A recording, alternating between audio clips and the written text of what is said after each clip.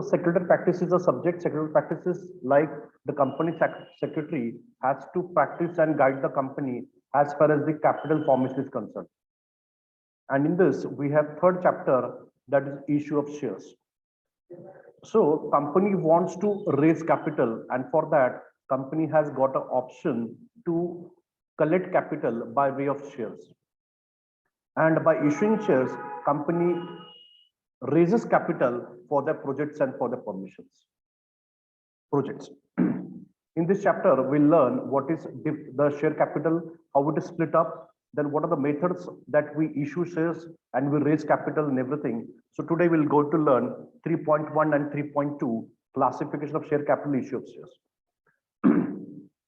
So what is classification of share capital? So students, when we form a company, we have to take a permission from the government. लक्षात घ्या students, जेव्हा आपण या ठिकाणी एखादी limited company बनवतो तर आपल्याला आरओसी कडनं त्या कंपनीचं नोंदणी करून घ्यावं लागते, रजिस्ट्रेशन करून घ्यावं लागत असतं. And then when you form a company, you have to submit an application to the government for the approval. And when you form a company, you have to inform what is the amount of capital with which you want to start the company. What is the total capital that you would like to raise for the project? ज्या कंपनीला या ठिकाणी स्थापन करायचे, register करायचे आहे, त्या कंपनीने गव्हर्नमेंटला या ठिकाणी प्रोजेक्ट सादर करायचा आहे की त्या कंपनीला टोटल किती कॅपिटलची आवश्यकता किंवा किती कॅपिटल ही कंपनी सुरू होईल. आणि मग ते सगळे डॉक्युमेंट्स गव्हर्नमेंट व्हेरीफाय केल्यानंतर कंपनीचं रजिस्ट्रेशन कंप्लीट होतं. म्हणजेच या ठिकाणी गव्हर्नमेंटनी ह्या कंपनीला एक अधिकार दिलेला आहे शेअर कॅपिटल उभं करण्याचं. So authorized capital is that capital or registered capital with which a company gets registered.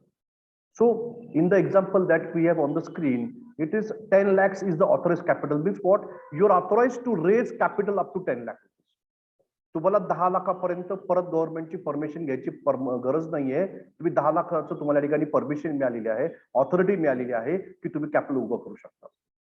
So your first is authorized capital, the capital with which a company is registered. And in this example, what we see is 1 लाखाचे shares, total 1 lakh shares, 10 रुपयाचे एक share, त्याप्रमाणे या कंपनीचं total 10 lakhs हे authorized capital आहे. Are you there with me, students? Students, are you there? Hello? Yes, sir. Okay, so authorized capital is that capital where the company is authorized to raise capital. कंपनीला permission आहे ह्या example मध्ये 10 लाखापर्यंत capital उभं करण्याचं. In out of that 10 lakhs, now the company doesn't want 10 lakhs immediately. या समोरचे example यामध्ये त्या कंपनीला 10 लाख रुपये लगेच पूर्णची गरज नाहीये. सध्या ह्यांना 4 लाख रुपयेचं कॅपिटलची गरज आहे सध्या. आणि मग त्या 1 लाख शेअर्स पैकी या कंपनीने फक्त 40,000 शेअर्स 10 रुपयाप्रमाणे काय केलेलं आहे, पब्लिकला द्यायचं ठरवलेलं आहे. आणि पब्लिकला ऑफर दिली आहे की तुम्ही आमचे 40,000 शेअर्स काय करा, या ठिकाणी परचेस करा 10 रुपयाप्रमाणे. म्हणजे या कंपनीने 4 lakhचं कॅपिटल काय केलेलं आहे, रेज केलेलं आहे. So issued capital is the part of that capital which is given by the company to the public and ask the public to apply for the shares and pay the money. So issued capital is 40,000 equity shares of 10 is that is 4 lakhs. या कंपनीचं अधिकृत भांडवल authorise capital 10 lakhs आहे. त्यापैकी आता कंपनीने फक्त 1 lakh shares पैकी 40,000 शेअर्स पब्लिकला इश्यू केलेत 10 रुपयाप्रमाणे. या कंपनीचं इश्यूड कॅपिटल झालेलं आहे 4 lakh rupees. So out of 1 lakh you have given 40,000 means balance is 60,000. So that is called as unissued capital. तर ह्या प्रॉब्लेम मध्ये, ह्या एक्झाम्पल मध्ये आपण पाहिलं आहे की या ठिकाणी 1 लाख शेअर्स पैकी 40,000 इश्यू केले म्हणजे अनइश्यूड किती आहे, 60,000 शेअर्स आहेत. 60,000 into 10 is 6 lakhs. So this example 10 lakhs capital is divided into issued capital, unissued capital. The capital which we have given to public, we have offered to public. आपण पब्लिकला या ठिकाणी offer केलेली आहे ती किती आहे, या ठिकाणी 4 lakhs. आणि अनइश्यूड किती आहे, 6 lakhs. Now out of that 4 lakhs तुम्ही जे 4 lakhs रुपयेचं कॅपिटल जे पब्लिकला दिलेलं आहे, पब्लिकने रिस्पॉन्स दिलेला आहे, रिस्पॉन्ड केलेला आहे, त्यापैकी 30,000 शेअर्सला लोकांनी पसंती केली आहे. So people have liked or people out of 40,000 shares which you have offered to public, out of that 30,000 shares of 10 each is been responded by the public for share capital, and that is how much then 3 lakhs. तर 40,000 shares पैकी 30,000 shares पब्लिकनी respond केलेला आहे 10 रुपयाप्रमाणे, आणि त्याला आपण म्हणतो सबस्क्राइब्ड capital. काय म्हणतो?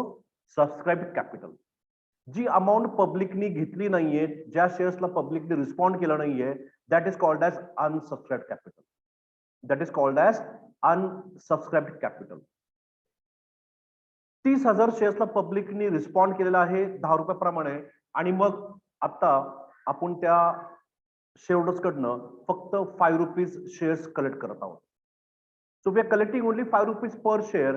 सो 30,000 शेअर्सला रिस्पॉन्स मिळालेला आहे, 5 रुपीज आपण कॉल केलेले आहेत, त्यामध्ये 1,50,000 काय झालेलं आहे, आपल्याकडं अमाऊंट कलेक्ट व्हायची शक्यता आहे. सो 30,000च्या रिस्पॉन्सला आपण त्यांना सांगितलं, ओके तुम्ही 30,000 लोकांना शेअर्स हवेत का, फाईन, तुम्ही 5 रुपीज प्रमाणे आम्हाला शेअर्सची अमाऊंट पे करा. सो 30,000 इंटू 5 प्रमाणे 1,50,000 आपण कॉल केलंय, सांगितलंय शेअरहोल्डर्सला की पैसे जमा करा म्हणून. म्हणजेच अनपेड किती आहे मग, 5 + 4 is how much, 9 rupees, and plus reserve capital किती, 1 rupees.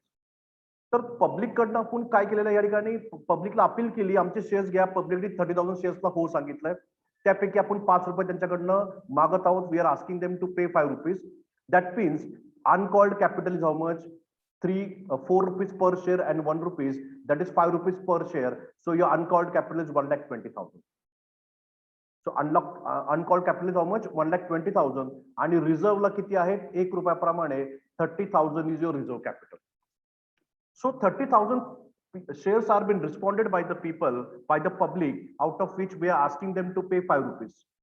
And what is that we are not asking is 4 rupees. आता 30,000 शेअर्सला लोकांनी रिस्पॉन्स केलं होतं. ओके, आपण त्यांच्याकडनं 5 रुपीज मागितले, त्यापैकी 20,000 लोकांनी ऍक्च्युअल पेमेंट केलेलं आहे.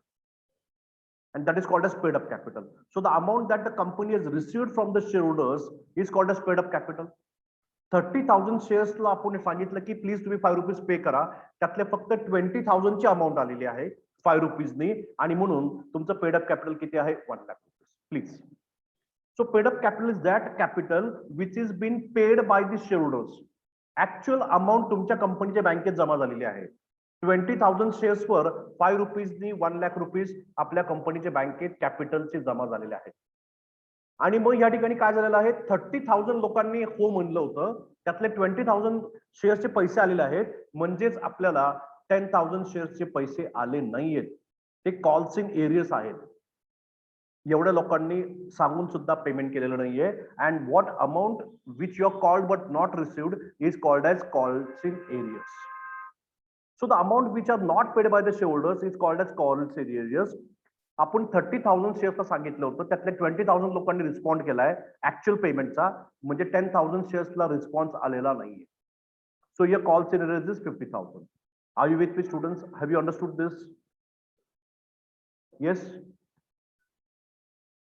येस. श्रावणी, समृद्धी, कळलंय का तुम्हाला? Chaitali, Siddhi, Srushti? Yes sir. Sure? Yes sir. नक्की? Yes sir. ओके, तर लक्षात घ्या की ह्या थँक्यू.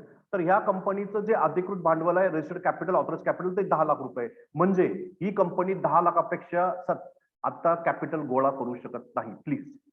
कारण त्यांना गव्हर्नमेंटने परमिशन दिली. त्यांनी गव्हर्नमेंटला जेव्हा कंपनीचं नोंदणी केली, रेशन केलंय, तेव्हा त्यांनी 10 लाख कॅपिटल सांगितलं होतं. This company can go beyond 10 lakhs, but for that they have to make a fresh application to the government that we want to increase our capital. आता सध्या तरी ही कंपनी फक्त 10 लाख रुपयाचे अमाऊंटचे शेअर्स इश्यू करून कॅपिटल कलेक्ट करू शकते. त्यांना authority दिली फक्त 10 lakhsची. जर त्यांना कॅपिटल वाढवून हवं असेल, they have to follow the procedure, they have to apply to the government and get their capital raised. This is why it is called as authorized capital. So company is authorized, has the authority to collect money up to 10 lakh rupees as capital, equity capital from public. त्यापैकी आपण 40,000 shares पब्लिकला offer केलेत. Okay, 30,000 लोकांनी respond केलेला आहे की आम्ही shares घेऊ. मग आपण सांगितलं की 5 रुपये पे करा. मग जेव्हा पेमेंट करायची वेळ आली तर फक्त 20,000 शेअर्स वरती पेमेंट मिळालेलं आहे. So what ever amount is received is paid up capital. ज्या शेअर्सवर पैसे मिळाले नाही ते तुमचं काय आहे, calls in areas. 10,000 into 5, that is 50,000 is calls in areas. Are you with me, students? Yes. Yes, sir. Okay. Now let's understand the theory part of this. Number one is your authorized capital, nominal capital or registered capital. So when you form a company, जेव्हा तुम्ही company private company किंवा limited company बनवता तर तुम्हाला कंपनीचं articles आणि memorandum बनवावं लागतं. आणि मेमोरंडम ऑफ असोसिएशन म्हणजे काय, ते कंपनीचं नाव काय आहे, त्या कंपनीचं रजिस्टर ऑफिस कुठं आहे, ते कंपनी काय बिझनेस करणार आहे, त्या कंपनीचं कॅपिटल किती असेल, ही महत्वाची माहिती ज्या डॉक्युमेंटवर आहे त्या डॉक्युमेंटला आपण म्हणतो मेमोरंडम ऑफ असोसिएशन. आणि मग मेमोरंडम ऑफ असोसिएशनची कॉपी, आर्टिकल्सची कॉपी गव्हर्नमेंट ऑफिसला ROC ला सबमिट केल्यानंतर आपली कंपनी या ठिकाणी काय होती, गव्हर्नमेंट सँक्शन करते. So we have to decide about the capital that we require for our business, and that is called as authorized capital. It is also called as a registered capital because that is the amount which is registered with the government. It is mentioned in the capital clause of the memorandum of association. Memorandum of association जे कंपनीचं document आहे त्याच्या पहिल्या पेजवर कंपनीचं नाव, कंपनीचं registered office, कंपनीचं business काय ऍक्टिव्हिटी आहे आणि कंपनीचं कॅपिटल किती आहे ही महत्वाची माहिती एका डॉक्युमेंट मध्ये आहे, त्याला आपण मेमोरंडम ऑफ असोसिएशन म्हणतो. त्यामध्ये जे कॅपिटल आहे ते काय, मग रजिस्टर्ड कॅपिटल आहे. What your capital is that is called as registered capital. Siddhi जरा माइक ऑफ कर please. And whatever capital is there, that company has to pay stamp duty on that. Company has to pay stamp duty. Siddhi Badale, please mic off kara. Okay. So whatever, see, it is not that you just mention in the document and do a company. So if you want a company to be formed for maybe 50 lakhs, 40 lakhs, त्या particular amount प्रमाणे तुम्हाला stamp duty pay करावं लागते. मग तुमचं 50 lakh capital आहे, मग 50 लाखाप्रमाणे 1%, 2% जे काय स्टॅम्प ड्युटी पे करावं लागेल. म्हणजे तुम्ही जे कॅपिटल मेन्शन करताय रजिस्टर्ड कॅपिटल म्हणून त्याच्यावर तुम्हाला स्टॅम्प ड्युटी पे करायची हे लक्षात ठेवा. So company has to pay stamp duty on the amount of the authorised capital. So authorised capital is calculate consider need of capital of the company at present and future. म्हणजे आता सध्या आपल्या कंपनीला किती कॅपिटलची गरज आहे त्याचा अंदाज घ्यायचा आहे, त्याप्रमाणे ऑथराइज्ड कॅपिटल काय करायचं या ठिकाणी गव्हर्नमेंटने सँक्शन करून घ्यायचं आहे. आणि बिझनेस मध्ये फ्युचर मध्ये 5 वर्षांनी 10 वर्षांनी if we require more capital we can do that. For that we have to apply and get the capital increase. Again we have to pay extra stamp duty for that. Now authorised capital also called as nominal capital. It never issues entire authorised capital. कुठलीही company सुरुवातीलाच सगळं authorised capital issue करत नाही. Whatever is required by the company, phase wise they issue the capital.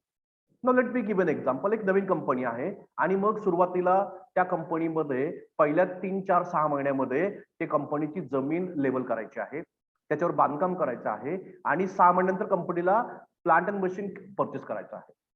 So phase wise we will आज the capital. Phase wise आपण capital issue करणार आहे. पहिलं कॅपिटल यासाठी की आपल्याला त्या बिल्डिंग बांधायची, फॅक्टरी बांधायची आहे. मग 1 वर्षाने आपला प्लांट अँड मशीन साठी पैसे लागणार आहे म्हणून 1 वर्षाने आपण काय केलं, कॅपिटल पुन्हा इश्यू केलेलं आहे.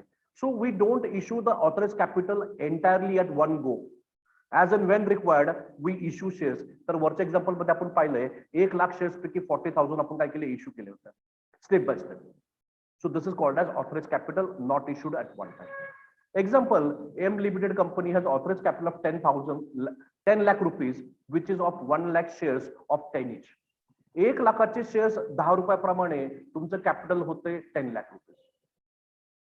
A company can increase its authorized capital by altering its memorandum of association. तुम्हाला सांगितलंय जर 10 लाखापेक्षा जास्त कॅपिटल हवं असेल कंपनीला तर ते तुम्ही करू शकता.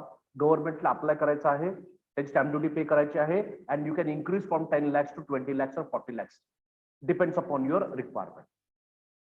And same time you can reduce your capital also, both the ways. Now what is your issued capital and unissued capital? In the example what we have seen is that out of 1 lakh shares the company had issued only 40,000 equity shares.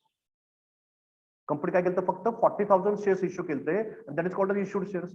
जे shares आतापर्यंत पब्लिकला आपण offer केले नाहीये ते unissued capital आहे. आणि या example मध्ये 60,000 इक्विटीज ऑफ 10 each आपण इश्यू अजून केले नाहीयेत, आपण ठेवलेले आहेत, जेव्हा लागेल तेव्हा इश्यू करायचे आहे. So the amount of capital that now you are giving to the public is called as issued capital. The amount which you are not yet offered to the public is unissued capital that we will issue in the future as and when we require additional funds for the project. आपल्या प्रोजेक्टसाठी जेव्हा केव्हा या ठिकाणी अजून भांडवल लागेल तेव्हा आपण काय करणार आहे, हे 60,000 शेअर्स 10 रुपयांनी इश्यू करणार आहे. आता सध्या आपल्याला पूर्ण कॅपिटलची गरज नाही लागत आहे. आपण फक्त 40,000 10 रुपीचे शेअर्स काय केलेले आहेत, बाहेर काढलेत लोकांना देण्यासाठी. पब्लिकला अपील केलेली आहे की आम्हाला आता 4 लाखचं कॅपिटल. सर एक डाऊट आहे मला. Yes please. ते अनइश्यूड जे कॅपिटल आहे ते जर आपण इश्यूच नाही केलं कधीच, म्हणजे जेवढं त्याचा टाइम पिरियड आहे त्याच्या. पण तुम्ही त्याची स्टॅम्प ड्युटी भरली ना, मग तुम्हाला लक्षात घ्या स्टॅम्प ड्युटी भरायची आहे. मग ते तुम्ही इश्यूड करा किंवा अनइश्यूड करा. मग तुम्हाला स्टॅम्प ड्युटी कमी भरसेल तर तुम्ही त्याप्रमाणे प्लॅनिंग करा ना. परफेक्ट. गेट माय पॉइंट. ओके. Yes sir. या फाईन. सी तुम्ही किती अनइश्यूड ठेवता तो वेगळी गोष्ट आहे, तुम्ही ठेवू शकता, पण मग तुम्ही स्टॅम्प ड्युटी कशाला भरता विनाकारण, ते कशाला कॉस्ट आता इन्कर करताय, हो की नाही. Okay. Then we have subscribe capital. जे शेअर्स आपण पब्लिकला इश्यू केलेत, ऑफर केलेत, तर पब्लिक काय करणार आहे, त्याला हो म्हणणार आहे, होय आम्हाला कॅपिटल पाहिजे. आता आपल्या हे एक्झाम्पल मध्ये, इन दिस एक्झाम्पल आपण 40,000 शेअर्स पब्लिकला दिले होते आणि आपल्याला रिस्पॉन्स थोडा चांगला मिळालेला नाहीये. आपल्याला फक्त 30,000 शेअर्सला लोकांनी रिस्पॉन्स केलेला आहे. सो सबस्क्राइब कॅपिटल ते कॅपिटल आहे ज्याला रिस्पॉन्ड मिळालेला आहे. कुणाकडनं, इन्व्हेस्टर्स कडनं. So investor says okay yes M company you say 40,000 but individually वेगवेगळे शेअर्स होल्डर्सनी काय ठिकाणी काय केलं, रिस्पॉन्स केलाय, त्याची टोटल केली आणि आपल्याला कळलं की फक्त 30,000 शेअर साठी पब्लिक कडनं रिस्पॉन्स आलेला आहे. So that is called as subscribe capital. आता 40,000 बद्दल 30,000 पब्लिकनी होकार दिलाय, दॅट इज सबस्क्राइब कॅपिटल. ज्या अमाऊंटला पब्लिकने रिस्पॉन्ड नाही केलंय that is called as unsubscribe capital. Understood very well students. Yes? Yes, sir. Okay. Now that we have called up capital, uncalled capital आणि reserve capital. आता तुम्हाला या ठिकाणी पिक्चर क्लिअर झालं की तुमच्याकडे फक्त 30,000 शेअर्सला लोकांनी हो सांगितलेलं आहे. मग आता पैसे किती घ्यायचे, तर पैसे किती घ्यायचे कशावर अवलंबून आहे, तुमच्या प्रोजेक्ट कुठल्या स्टेजवर आहे, तुम्हाला आता एक्झॅक्टली किती फंडची गरज आहे, तेवढेच पैसे काय करूया, पब्लिक कडनं घेऊया. सो 10 रुपये जो शेअर आहे तो आपण स्टेप बाय स्टेप काय करणार आहे, पैसे कॉल करणार आहे. तर पहिल्या स्टेजमध्ये आपण 5 रुपीजचं काय करणार आहे, डिमांड करणार आहे. तर या एक्झाम्पल मध्ये आपण 30,000 शेअर्सवर फक्त 5 रुपीज कॉल केलेला आहे. किती कॉल केलेत, 5 रुपीज. सो 30,000 इंटू 5 सध्या आपल्याला 1,50,000चं कॅपिटलची काय या ठिकाणी रिक्वायरमेंट आहे आणि म्हणून 30,000 शेअर्सला जे रिस्पॉन्स केलेला आहे ते 5 रुपीज मल्टिप्लाय केलं तर 1,50,000 आपल्या बँकेत येऊ शकतात. आपण जर या ठिकाणी प्रॉपर पब्लिकनी 100% ओके केलं तर. सो कॉल्ड अप कॅपिटल ते आहे जे आपण लोकांना सांगतो की पैसे जमा करा. So called up capital is that capital which we have asked the public to pay the money. We are demanding the money from the public. So that 30,000 into 5, what you're asking the people to pay is your called up capital. You're calling, pay. That is called up capital. So whatever is not called, आता 10 रुपये मधले आपण 5 रुपये मागतोय, म्हणजे किती मागत नाही आपण, 5 रुपये मागत नाहीये. मग तुमच्या 30,000 into 5, 1,50,000 हे काय तुमचं अनकॉल्ड कॅपिटल आहे. पण सध्या ह्या कंपनी काय ठरवलंय की आपल्याला फक्त 4 रुपीज नंतर काढायचे, 1 रुपी रिझर्व्हला ठेवायचे. जेव्हा कंपनी बंद करू तेव्हा आपण 1 रुपीज काय करणार आहे, कॉल करणार आहे ते शेअर्सवर. म्हणजे कंपनी बंद करताना जर पैसे कमी पडले तर आपण पब्लिक कडनं 30,000 रुपीज घेऊ शकतो. तर 5 रुपीजच्या शेअर्स मध्ये 10 रुपीच्या शेअर्स मध्ये आपण 5 रुपीज आता मागत आहे. नंतर सेकंड इन्स्टॉलमेंट 4 रुपयाला आणि 1 रुपया एकदम शेवटी मागणार आहे जेव्हा कंपनी बंद करायला लागलो आणि जर पैसे कमी पडले तर. That is reserve capital. So 10 रुपीजचं कॅपिटल जे 10 रुपीजचा शेअर आहे तो पहिल्या स्टेजमध्ये, पहिल्या इन्स्टॉलमेंट मध्ये 5 रुपीज, सेकंड इन्स्टॉलमेंट 4 रुपीज आणि लास्ट इन्स्टॉलमेंट 1 रुपी. आणि जो लास्ट इन्स्टॉलमेंट कधी मागणार आहे आपण, कंपनी बंद करताना, वाइंडिंग अप करताना, आणि म्हणजे तो रिझर्व्ह कॅपिटल आहे. So the capital which we are going to keep reserve for until the winding up is called as reserve capital. So reserve capital ते कॅपिटल जे आपण शेवटपर्यंत मागणार नाहीये. जेव्हा कंपनी बंद करायची वेळ येईल आणि जर लोकांना पैसे जरी कमी पडले तेव्हा आपण ते पैसे मागणार, त्याला आपण रिझर्व्ह कॅपिटल म्हणतो. So reserve capital is that amount which we are going to ask of the public at the end of your company, when you're going to close the company, when you want to pay the liability and you don't have money, sufficient money. At that time, 30,000 rupees can be taken from shareholders because we have kept it reserve. That 1 rupee per share is kept reserve. Understood, students? Very well. Yes. Yes, sir. Okay. आता आपण 30,000 शेअर्सचे 5 रुपयाप्रमाणे मागितलेत, पण पब्लिकने पे किती केलेत? Covid सारख्या situation मध्ये मग लोकांनी 2 महिन्यापूर्वी म्हणले होय आम्ही शेअर्स पैसे देऊ, पण आज लोकांकडे पैसे नाही द्यायला. मग किती पैसे पेमेंट मिळणार आहे? तर 30,000 शेअर्स वरती 5 रुपयांनी आपल्याला 1,50,000 मिळायला पाहिजे होते. पण मग झालं का या ठिकाणी? आपल्याला पेमेंट किती मिळालेलं आहे? फक्त या ठिकाणी 20,000 शेअर्सचे पेमेंट मिळालेलं आहे. 30,000 शेअर्सला येस मिळालं होतं, होकार मिळाला होता, पण नंतर पब्लिककडे पैसा नाहीये. 20,000 शेअर्सचेच पैसे मिळाले 5 रुपयांनी आणि आपल्याकडे पैसे किती आले? 1 लाख रुपीज. सो जी अमाऊंट तुमच्याकडे आलेली आहे ती आहे तुमची paid up capital. So the amount actually paid by the shareholders when you're called, which are received in your bank, is called as your paid up capital. And then what is calls in areas? जेवढे shares वर तुम्ही पैसे expect करत होते, आता 30,000 shares वर आपल्याला पैसे मिळणार होते, त्यातले फक्त 20,000 शेअर्स पैसे मिळाले. 10,000 शेअर्स वर पैसे मिळाले का? नाही मिळाले. म्हणजे तुमचं 50,000 काय झालं? Calls in arrears. एरियर आहे. उद्या परवा जर मागितले कदाचित मिळू शकतात. सध्या त्या लोकांकडे 10,000 शेअर्सकडे पैसे नाही द्यायला. Maybe. So the amount that you received in your bank is called as your paid up capital. जी अमाउंट लोकांनी पे केली नाहीये शेअर्स वर, शेअरहोल्डरनी, इन्व्हेस्टरनी, that amount is your calls in areas. Understood, students? Yes or no?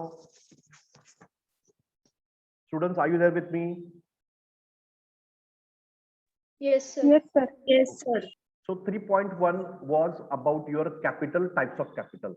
पहिला आहे authorise capital, नंतर आहे issued capital, नंतर आहे सबस्क्राइब कॅपिटल, नंतर आहे कॉल्ड अप कॅपिटल, नंतर आहे पेड अप कॅपिटल आणि मग अनकॉल्ड कॅपिटल.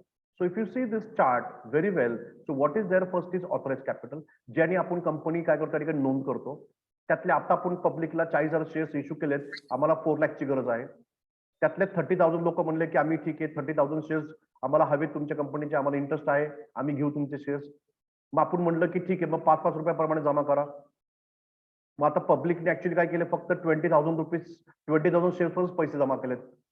बाकीचे 10,000 शेअर्स पैसे जमा केले नाहीये आणि म्हणून ते काय? कॉल्स इन एरियर्स आहे. Understood, students? So this was your Yes, sir. 3.1. What is different types of capital? Now we'll talk about issue of shares. Now ह्या शेअर्स जेव्हा आपण इश्यू करतो तर कोणत्या प्रकारचे शेअर्स आहेत, कुणाकुणाला आपण ऑफर करतो? That is your method of issue of shares. So 3.2 is issue of shares. A company may need capital to start a new project or to expand or diversify its existing business or to repay its old debts. तर कंपनीला भांडवलाची गरज का लागते, कधी लागते? जर त्यांना नवीन एखादा प्रोजेक्ट करायचा असेल तर, किंवा त्यांना बिझनेस एक्सपांड करायचा आहे, वाढवायचा आहे, किंवा डायव्हर्सिफाय म्हणजे नवीन बिझनेस मध्ये उतरायचा आहे. एक्झाम्पल, महिंद्रा कंपनी फक्त ट्रॅक्टर बनवतीये, कार बनवत आहे, जीप बनवत आहे, फाईन. आणि आता हळूहळू त्यांनी काय बनवलं आहे या ठिकाणी? एसयूव्ही बनवायला लागल्यात. पण या ठिकाणी जर महिंद्रा कंपनी विमान बनवणार असेल म्हणजे काय केलं? पूर्ण डायव्हर्सिफाय केलेलं आहे. अदरवाईज महिंद्रा कंपनी या ठिकाणी शॉपिंग मॉल्स मध्ये इंटरेस्ट आलेला आहे, तर आपण डायव्हर्सिफिकेशन म्हणू शकतो. सो कंपनीला भांडवल कधी लागतं? When a company needs, when they want to start a new project, when they want to expand the business, they want to open many branches, or they want to start a new product line, is called as diversification. आणि एवढंच नाही तर कंपनीला जुने liability पे करण्यासाठी सुद्धा पैसे लागतात. So for this 4 reasons we need capital: new project, expansion, diversification, or payment of old liabilities. For this reason, what is that we can do? तर ह्या कॅपिटलची गरज कशी भागवायची आहे? How are you going to satisfy the need of this capital? By taking loans. कर्ज घ्या किंवा shares issue करा किंवा डिबेंचर्स द्या पब्लिकला किंवा बॉन्ड्स इश्यू करा आणि तुमची कॅपिटलची जी रिक्वायरमेंट आहे ती फुलफिल करा. So company can fulfil the capital requirement by taking loans or issuing shares or debentures or bonds to the investors and collect money from that for your capital need or for your capital purposes. Now that first point is loans. Forget that, we have to focus on issuing of shares. मग कंपनीकडे किती पर्याय आहेत shares issue करण्याचे? So company has got 2 options to issue shares. 2 प्रकारचे shares company issue करू शकते. ते पहिलं म्हणजे प्रिफरन्स शेअर्स आणि दुसरं म्हणजे कोणते शेअर्स? इक्विटी किंवा ordinary shares. So company has got 2 shares to offer to public to raise capital for new project, for expansion or diversification. And the first type of share is preference shares, or second is called as equity shares or ordinary shares. या दोन्ही shares या ठिकाणी quality वेगवेगळी आहे आणि म्हणून हे 2 वेगळे शेअर्स आहेत. पहिला आहे प्रिफरन्स शेअर्स, दुसरा आहे इक्विटी शेअर्स. आता 3.3 मध्ये की शेअर्स कशा कशा पद्धतीने कोणाकोणाला देऊन आपण कॅपिटल उभं करू शकतो. Methods of issue of shares. सगळ्यात पहिलं पब्लिक ऑफर. पब्लिक ऑफर म्हणजे काय की मार्केटमध्ये तुम्ही कोणालाही स्पेसिफिकली असं ओळखत नाहीये. पूर्ण भारतातील 130 कोटी जनतेला तुम्ही या ठिकाणी काय केलेलं आहे? अपील केलंय की आम्हाला शेअर्स द्यायचे आहेत, तुम्हाला घ्यायचे असेल तर प्लीज तुम्ही अप्लाय करा, आम्ही तुम्हाला शेअर्स देऊ. So first is public offer. पब्लिकला तुम्ही ऑफर करताय की आमच्या कंपनीच्या कॅपिटलमध्ये तुम्ही सहभागी व्हा. That is your first option, first method of issue of shares. B option आहे की ऑलरेडी तुमचे शेअरहोल्डर आहेत, त्यांना तुम्ही सांगायचं की तुम्ही ऑलरेडी 100 शेअर्स घेतलेत, तुम्हाला अजून 100 शेअर्स हवे आहेत का? प्लीज घेऊन टाका. सो या ठिकाणी मेथड ऑफ इश्यू शेअर्स मध्ये सर्वप्रथम तुम्ही नवीन पब्लिकला शेअर्स ऑफर करताय. सेकंड, तुमच्या ऑलरेडी कंपनीचे शेअरहोल्डर आहेत, त्यांना तुम्ही सांगताय की आम्हाला अजून कॅपिटलची गरज आहे, तुम्हाला शेअर्स हवे असेल तर प्लीज अप्लाय करा, आम्ही तुम्हाला इश्यू करू. ए मध्ये तुमची नवीन कंपनी आहे, तुमचे जुने शेअरहोल्डर नाहीयेत. बी मध्ये तुमच्या ऑलरेडी शेअर्स पब्लिककडे आहेत, तुम्ही अजून त्यांना शेअर्स ऑफर करताय ऍडिशनल एक्झिस्टिंग. किंवा सी ऑप्शन, तुमचे जे कंपनीचे एम्प्लॉई आहेत त्यांना तुम्ही काय करता या ठिकाणी कंपनीमध्ये शेअरहोल्डरचं ऑफर करत आहात. So company can offer shares to the employees and ask them to buy shares or adjust with the salary amount for the share capital. Very good. तर या ठिकाणी कंपनीकडे सध्या आपण तरी 3 पर्याय पाहिलेत. पहिले म्हणजे पब्लिकला शेअर्स द्या. दुसरा पर्याय ऑलरेडी जे शेअरहोल्डर आहेत त्यांना ऑफर करा की अजून शेअर्स घ्या. तिसरा पर्याय तुमच्या कंपनीच्या जे एम्प्लॉईज आहेत त्यांना तुम्ही शेअर्स ऑफर करा, त्यांना शेअर्स इश्यू करा, त्यांना शेअर्स देऊन त्याच्याकडनं पैसे कलेक्ट करा, कॅपिटल गोळा करा. हा थर्ड ऑप्शन. आणि शेवटचा आहे प्रायव्हेट प्लेसमेंट. आता प्रायव्हेट प्लेसमेंट म्हणजे काय? तर प्रायव्हेट प्लेसमेंट म्हणजे की तुम्ही ओपन पब्लिकला शेअर्स देत नाहीये, तुम्ही आहे त्या शेअरहोल्डर देत नाहीये, तुमच्या एम्प्लॉय देत नाहीये, तुमच्या ओळखीचं एक छोटी लॉबी आहे, एक 50-60 लोकांचा ग्रुप आहे, तुम्ही त्यांना गपचूपपणे ऑफर करताय की आमच्या कंपनीचे शेअर्स घ्या. पहिलं ऑफर पब्लिकला, दुसरा ऑफर आहे त्या शेअरहोल्डरला, तिसरं तुम्ही तुमच्या एम्प्लॉईजला सांगताय आणि चौथं तुम्ही गपचूपपणे प्रायव्हेटली एखाद्या ग्रुपला पर्सनली टार्गेट करताय, अप्रोच करताय की आमचे शेअर्स घ्या म्हणून. Students, are you there with me? Are you able to understand what I am teaching you? Yes और no? Yes, sir. Very good, fine. So we have this 4 options. किती option आपल्याला या ठिकाणी? 4 ऑप्शन आहे. Public, आपले आहेत ते shareholders किंवा एम्प्लॉईज किंवा प्रायव्हेट ग्रुपला तुम्ही या ठिकाणी अप्रोच करा की आमचे शेअर्स घ्या म्हणून. मग आता पहिलं काय तुमचं? Public offer. आणि त्याला काय? आयपीओ. आयपीओ म्हणजे काय? आयपीओ म्हणजे इनिशियल पब्लिक ऑफरिंग. काय? Initial public offering. येस. तुम्ही पहिल्यांदा कंपनी काय करताय या ठिकाणी? कंपनी पहिल्यांदा पब्लिकला ऑफर करताय. Company can make public offer 2 methods, IPO आणि FPO.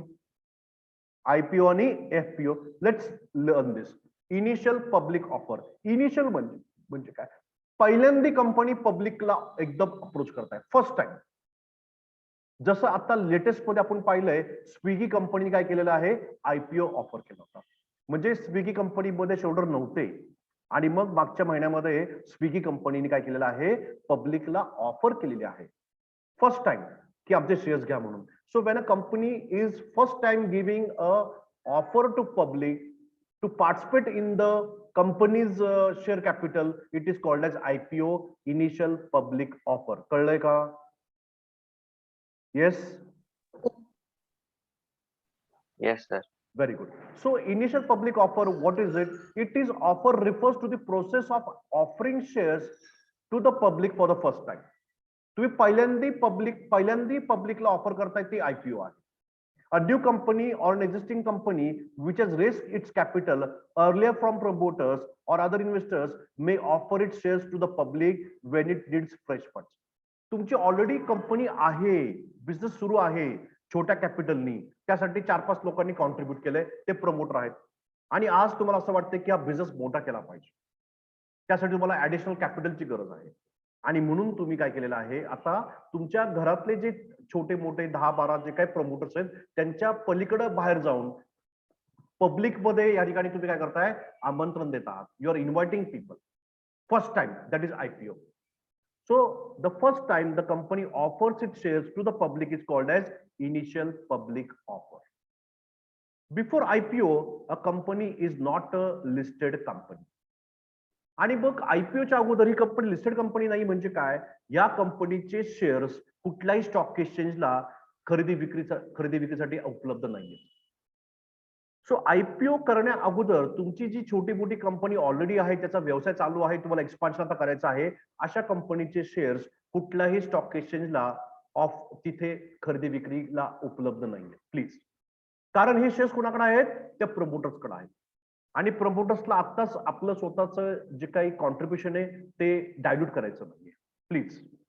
So before IPO company is not listed on any stock exchange.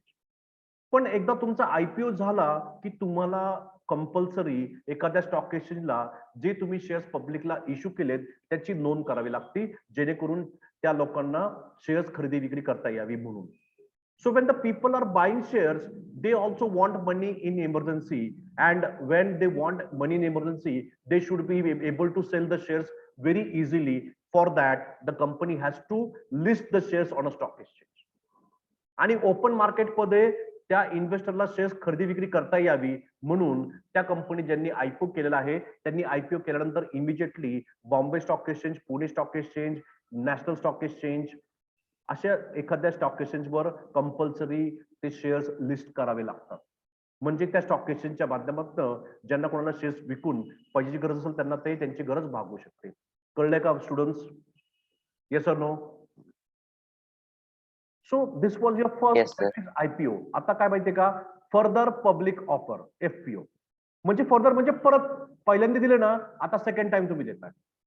म्हणजे एकदा ऑलरेडी तुम्ही पब्लिकला ऑफर करून झाल्यानंतर ती सेकंड टाइम तुम्ही ऑफर करताय, ती आहे फर्दर पब्लिक ऑफर किंवा follow public offer FPO. When a company issues shares to the public after an IPO, it is called as FPO. Thus, every issue of shares listed by the company after IPO is called as FPO.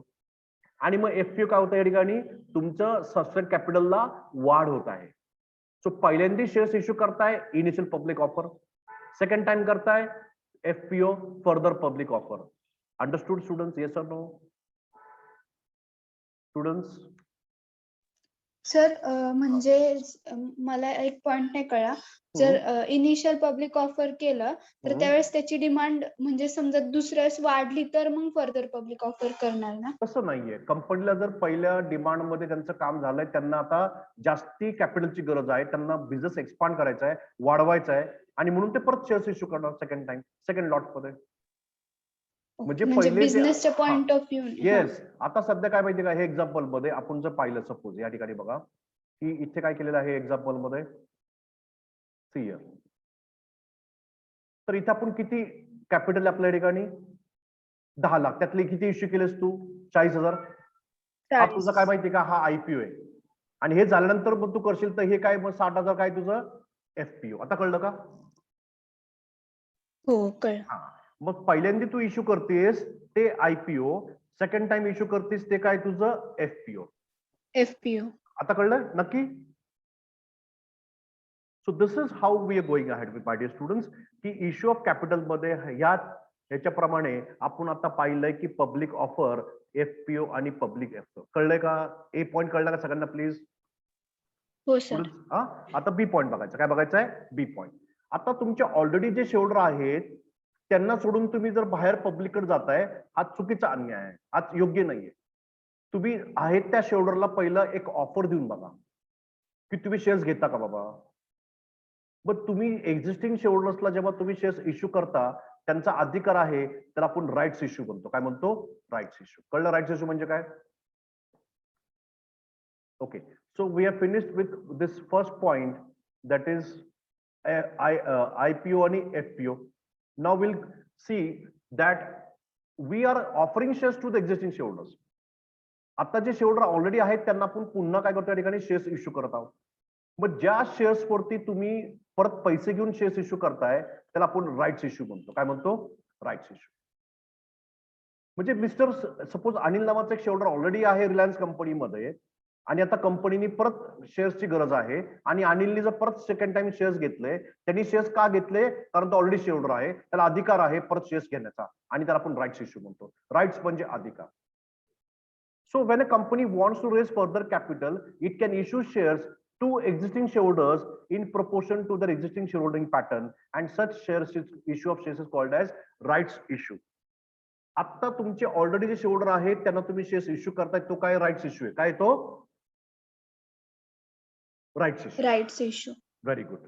Okay, आता एक meeting बंद होती, परत सकाळी log in करायचं आहे. Okay, I am stopping here and will rejoin again. 8 जण आहेत, 7 जण, मला 7 सगळे जण पाहिजेत. Okay, I am ending the meeting and again joining immediately.